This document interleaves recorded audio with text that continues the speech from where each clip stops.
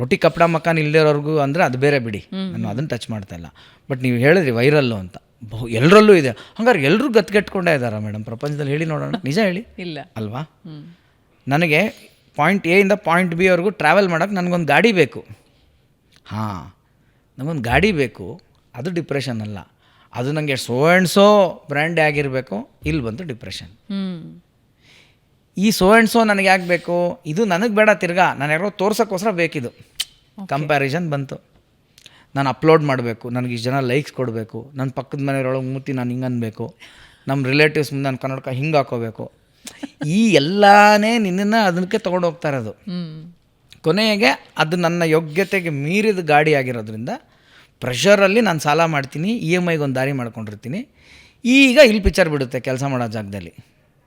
ಆದರೆ ನಿನ್ನ ಜೊತೆ EMI ಅನ್ನೋ ಡಿಪ್ರೆಷನ್ ಕಂಟಿನ್ಯೂ ಆಗ್ತಾಯಿದೆ. ಈಗ ನೀನು ಹೇಳೋದು ನಾನು ಹಂಗಾರೆ ಆಸೆ ಪಟ್ಟಿದ್ದೆ ತಪ್ಪ.